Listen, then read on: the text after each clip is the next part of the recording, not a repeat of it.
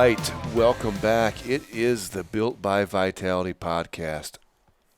I am Steve Pinkerton, sitting next to Mini-Me. Yeah. Philip Lewis. Hey, Nate Agnew. Nice. And today we're going to talk about nasal breathing, which is more of a public service announcement than it is a podcast. Okay. Because I think a lot of people completely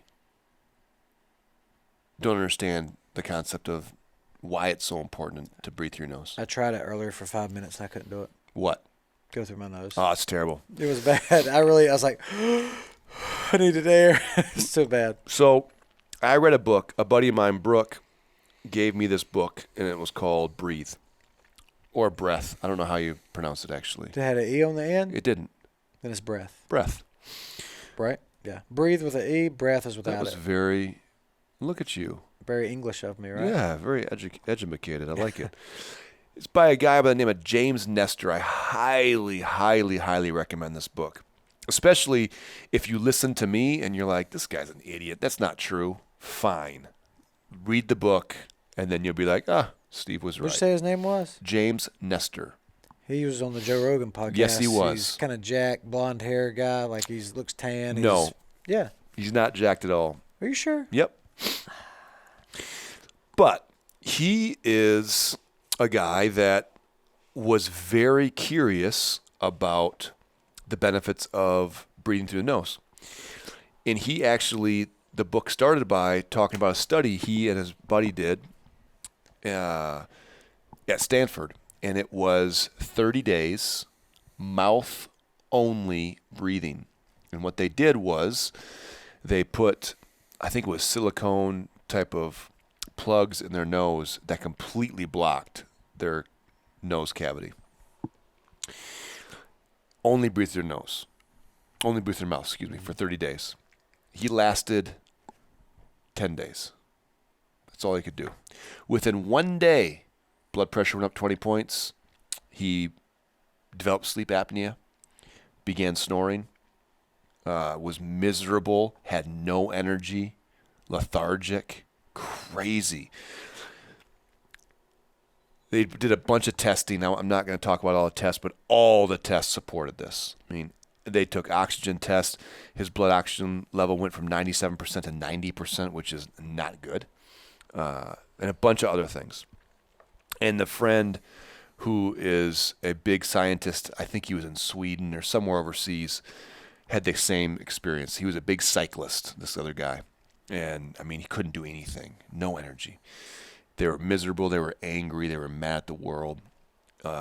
And it all stemmed from mouth breathing. So that got them thinking about this. Man, this is crazy.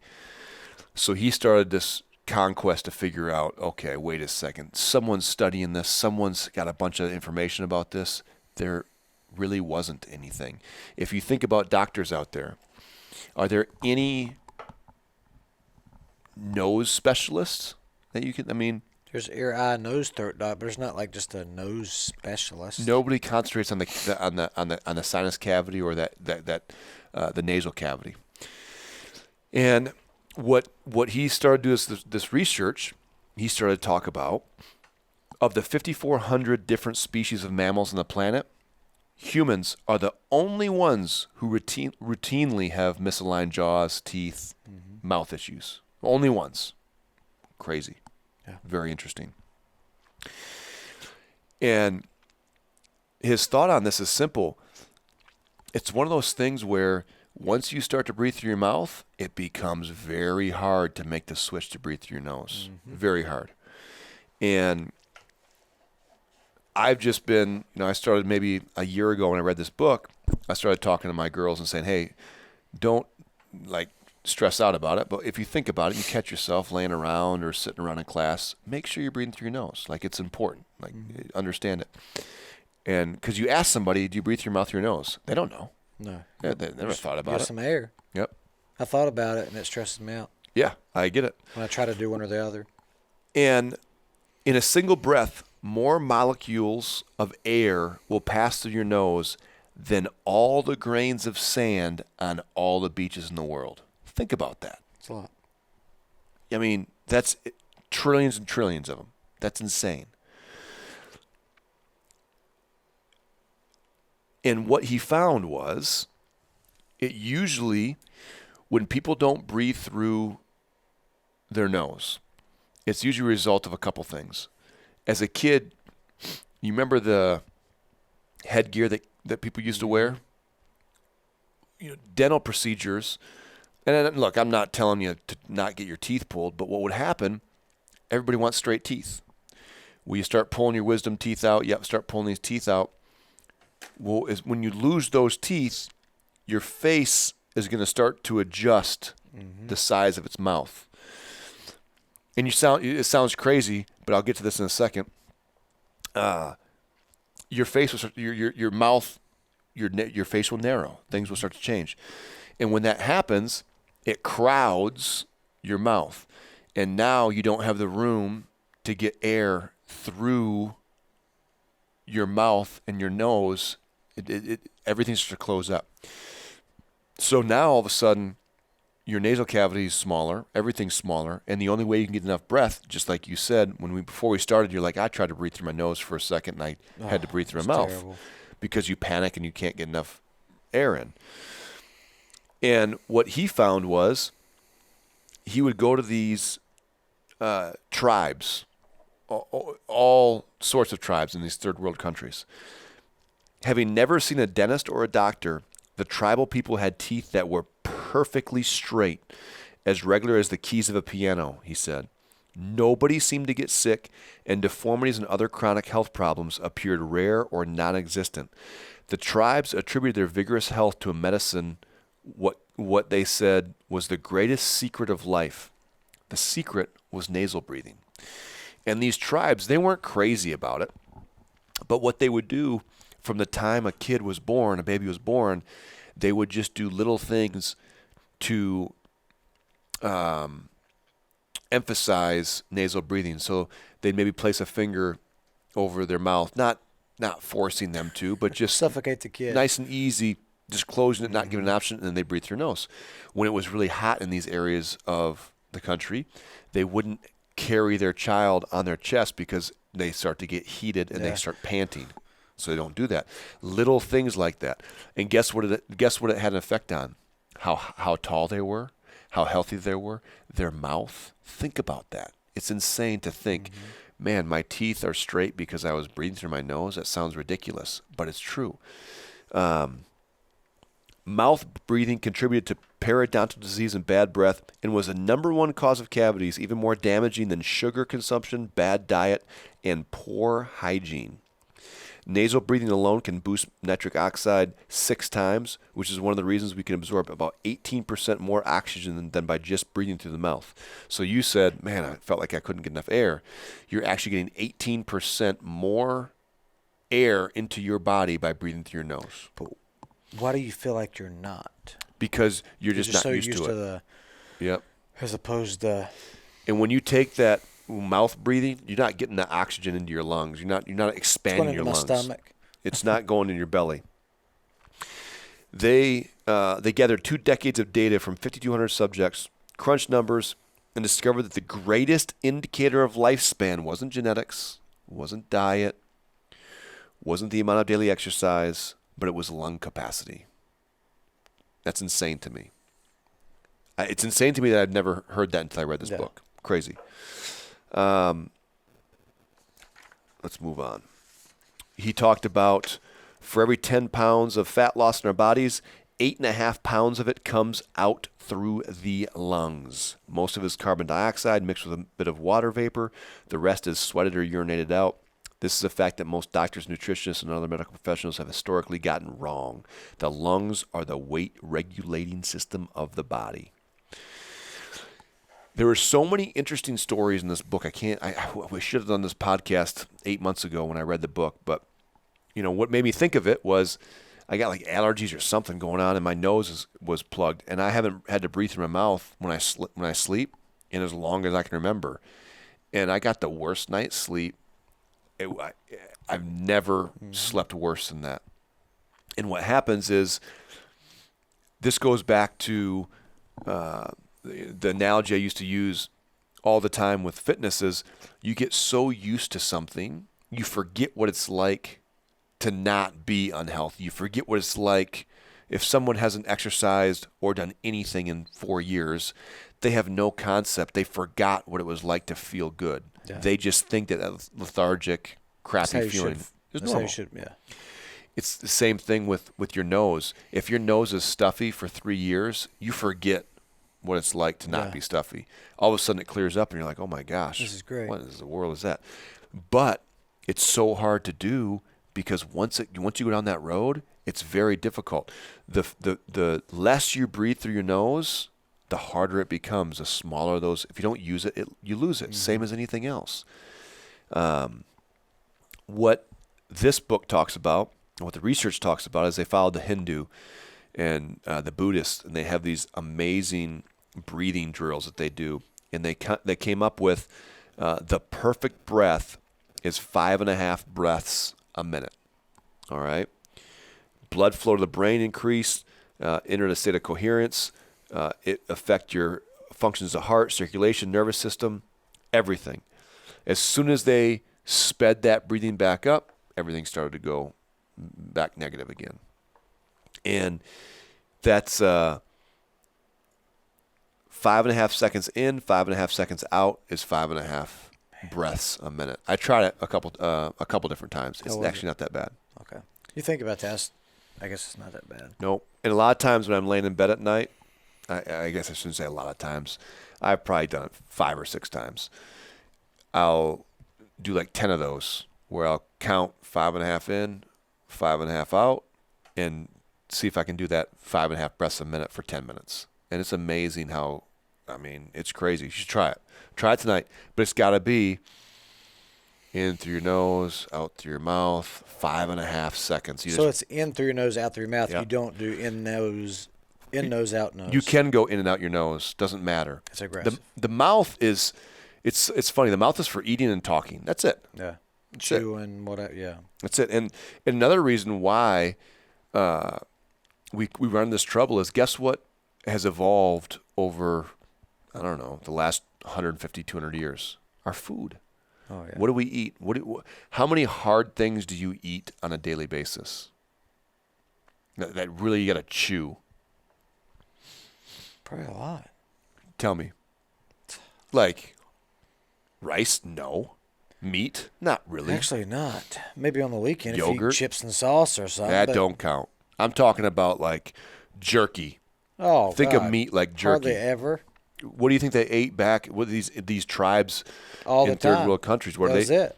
they're like chomping on one bite for 45 seconds, trying to get Yeah. it to the point where they can swallow. They get strong jaws. That jaw keeps their mouth strong, and it develops that throat. So again, our evolution sometimes isn't always a good thing, and food's a huge part of that. People, animals, whatever, when they switch from harder foods to softer foods, the faces would narrow, the teeth would crowd, jaws would fall out of alignment, and breathing problems would follow. You show me someone that doesn't sleep good, I guarantee you they're a mouth breather. Sleep apnea, mouth breather. Guarantee it. Mm-hmm. My older brother My dad. went through like a period where he had bad allergies. I don't know what was going on, but he also had headgear when he was a young kid, and he had always had a stuffy nose. So what did he do? He used Afrin. Afrin is about as, I don't know if I'll be dramatic here, but very dangerous because it's very addictive. Because check it out, if you get a stuffy nose and you snort some Afrin, you've seen Afrin before. Mm-hmm. You do the old. All of a sudden you're like, oh my gosh, I can breathe. I can breathe. An hour later, it stuffs back up. Do it again. Mm-hmm. It's very addictive. Even it says in the bottle, do not use for more than 4 days. Yeah. Like I remember reading it because Andrew would have like Afrin everywhere. bottles everywhere. He'd always be on it. And I don't know, as a kid, I still remember being like, God, Andrew, I don't know if that's a good idea. And then he'd pound me and I'd be like, okay, do whatever you want, you know? But, you know, he's a mouth breather, 100%. I haven't asked him in 5 years, but I guarantee you when he listens to this, he'll be like, yeah, I still breathe through my mouth. And I still have all kinds of issues with sleeping and whatever. My old man, he's got one of those sleep machines that, and I don't know how those work, but I imagine it's forcing you to breathe a certain rate or whatever. All of these things can be attributed to nasal breathing, and they all can be fixed. They also had a really cool study. I wish I would have wrote this down, but when you read the book, which again, here's the thing. I don't know why people are so against books. Isn't that weird to you? No. It's not weird to you? Mm-mm. What? Why is that not weird to you? It is and it ain't. I think it's, what'd you say it was called? Breath was the book? Yeah.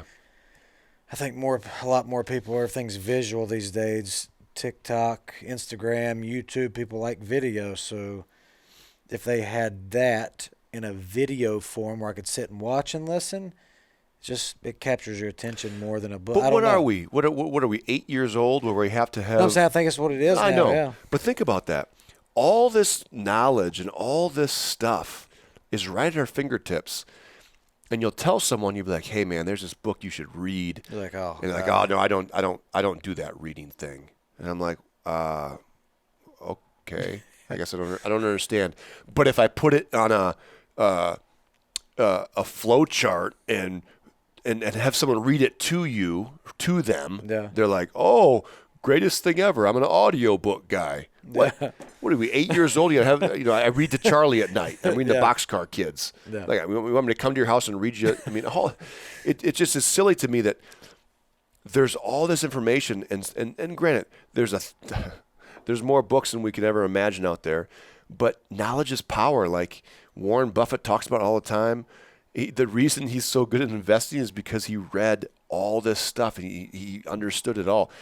And here we are, we've got these guys that are doing this stuff, doing this research, and we're just not paying attention to it. So, but I look at a guy like Andrew, I say, "Hey man, you should check this book out. It's awesome." He's like, "I don't got time for that." That's okay.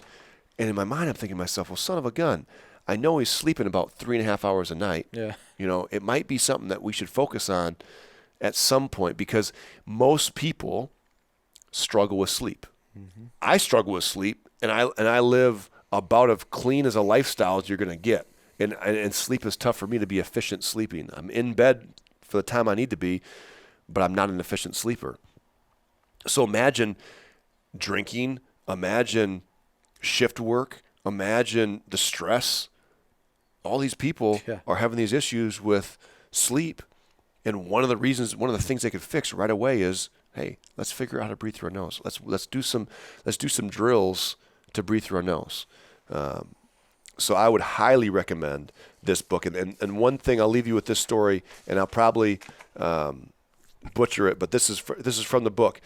He wanted to get his hands on.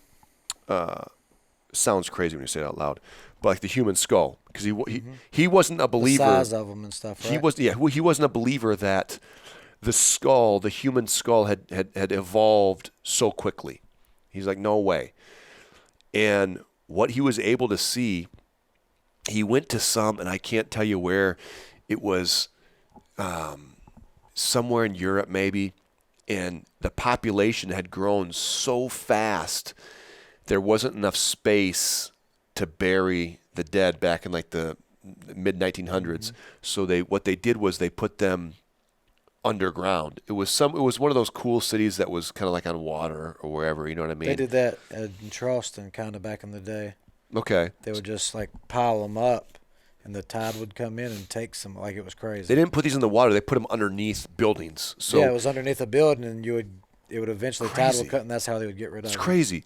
So he goes, and he's talking about this, and I don't love tight spaces. I used to not care about it, but now I just don't love tight spaces. And he was talking about going, and he met these people in this foreign country, and they said, okay, we'll take you.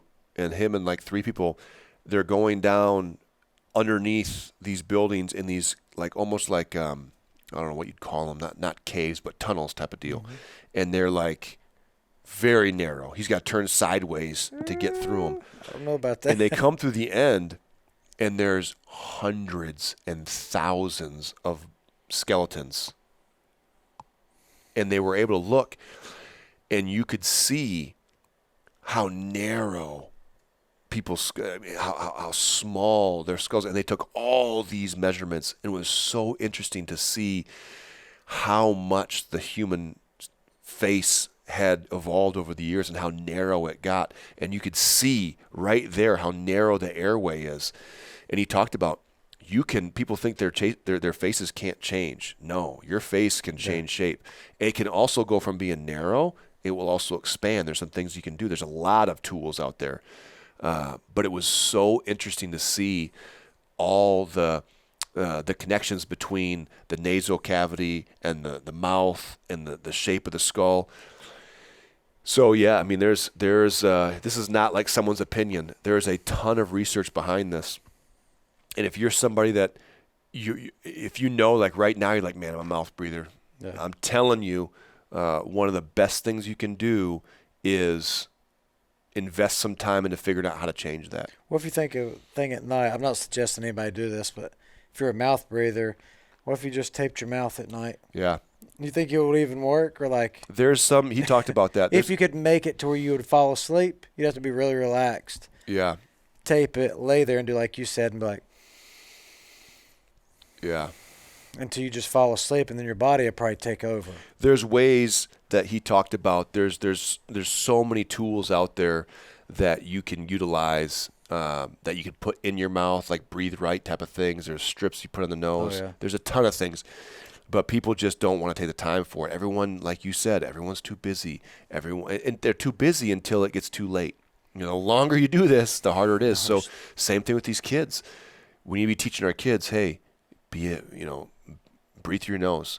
Understand that taking slow breaths will help you make good decisions. It helps you control your emotions.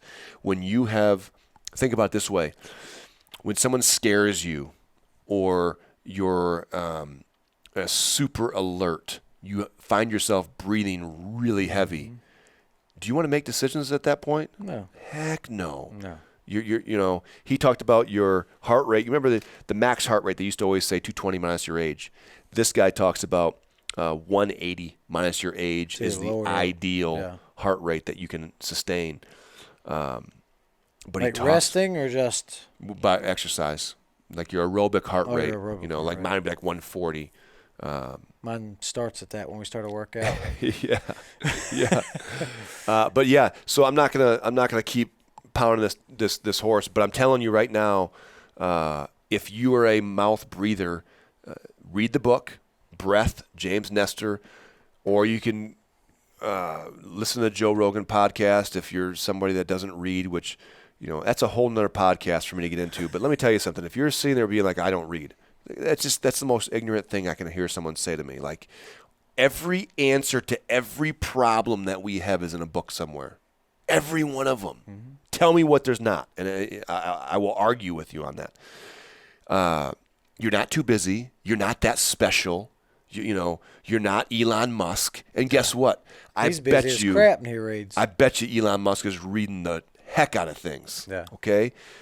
So we have to at some point take some ownership over our health, and this is an easy way to do it. Start with the book. Let me know what you think. If you hate it, cool, let me know. But it was one of the most eye-opening books. If you'd rather me I've turn read. it into a film, let me know. Yeah, we can have Philip film me reading it to you, and we can do that as well. But guys, until next time, nasal breathing only. This is the Built by Vitality podcast.